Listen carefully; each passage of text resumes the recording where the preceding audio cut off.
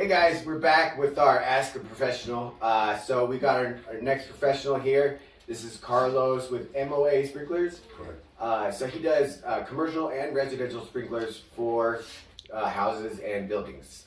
So we're going to ask him a few questions because a lot of people don't know much about why they need sprinklers.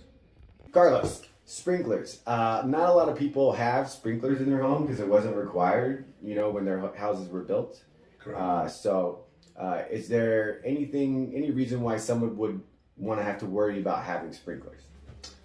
You get insurance breaks off the top of it, right, for having fire protection. Mm-hmm. They are very helpful and useful. People are afraid of damaging their homes from water. That's a very rare occurrence. Usually it's with someone messing with it, hanging a clothes hanger with a jacket and stuff on it. That'll set them off. But other than that, they're very reliable and do what they're supposed to do. Do you get calls for people who are like, hey, my fire sprinkler went off, now I need my system fixed? Yep, and that's where we come in. The first thing people should do, if they do have a fire sprinkler system, is get familiar with the shutoff valve. Know where it's at, how it operates. That's what they're going to want to do. If a sprinkler goes off for whatever reason, probably their kid messing with it, shut that off, give us a call, we'll come by and replace it, put everything back to normal, make sure nothing else is damaged. So how long have you been doing fire sprinklers? I've been doing fire sprinklers for about 17 years. 17 years, that's a long time. Yes, sir. It's a long time to be looking at sprinklers. Yeah. So your company, it does commercial and residential? It's mostly commercial, but now we're getting into the residential market as well. A lot of people are building ADUs for additional income. Mm-hmm. They do require fire sprinklers in them. Out here in High Desert, it's pretty popular to build an Is it ADU. really? Yeah. Yeah. You do commercial. When you're going to do commercial work, is it just brand new buildings or is it older buildings too that need to be updated? So fire sprinkler systems are very specific on the commercial side to what they're storing inside the building. You have different classifications of hazards. Maybe about 20 years ago, they started getting into maximizing their floor space, so they started stacking material higher. High power storage is what it's called, and that brought in the ESFR. So it really depends what's stored in it. If you had a commercial building, what would they call you for? Like, why would they need to call you? Doesn't most commercial buildings already have sprinklers in it? Most commercial buildings do have fire sprinklers in them. Sometimes the classification changes. You might have a bakery in a building, right? And then the tenant leaves to a bigger building. The owner comes in, tears down the bakery part, and converts it to an office. Walls shift, spaces off of the wall, and sprinklers do matter. Classification matters. Sometimes the fire sprinkler system is inadequate for what's going inside the building. We would have to beef it up to provide the proper protection for whatever's inside the building. So that's good to know. If you're going to buy or move into a new building that was used for something else, you might have to redo your sprinklers. Some people won't know that. Correct. Okay. As far as residential goes, do you work with new home contractors? Do you do those too? Yeah, new home contractors. Yeah. Because I think it was 2011 they started requiring new homes to have the sprinklers in them. Yep. So a lot of people think like, oh, fire sprinklers are not good. You know what I mean? Like they're gonna ruin my house or they're gonna flood my house, stuff like that. But it's really just a maintenance issue, or Residential sprinklers don't require any maintenance at all. The only time you'd be messing with them is if one goes off accidentally, usually by interfering with it. That'll be a matter of just replacing it.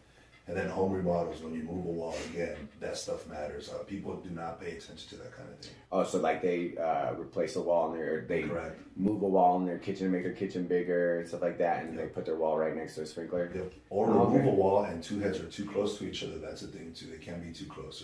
There's a magic number. Distance, either too close or too far. Oh, okay. All right. So you do like home inspection or come out and we'll inspect people's systems for them. How much is that average cost of that? Unfortunately, minor stuff like that takes us away from other stuff, so it is going to be kind of pricey. You're probably going to get charged with like a 4-hour minimum. I don't know, anywhere between $500, $750 to do something like that. Yeah, the biggest part is getting pulled off of a project that is going to generate more money. Right. But you do it.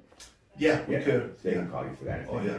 Well, the cost of square footage when you are building a new ADU or something, you want to factor in up to $3 a square foot for sprinkler system protection. $3 a square foot. Yeah. One of the reasons you would want your guys' service is if you moved into an older building that somebody was in before. What about brand new commercial buildings? You guys do those too?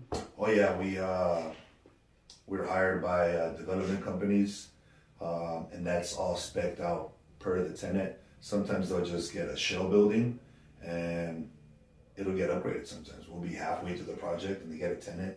Let's say tire storage is a big deal. You require the maximum protection for tires, so you can be putting a standard system, and then a tenant comes in, we want the building, and we store tires. So then you have to change everything out. Oh wow! Yeah, it can get complicated. And what just so everybody knows, what kind of licenses and stuff are needed for this, and do you have all those?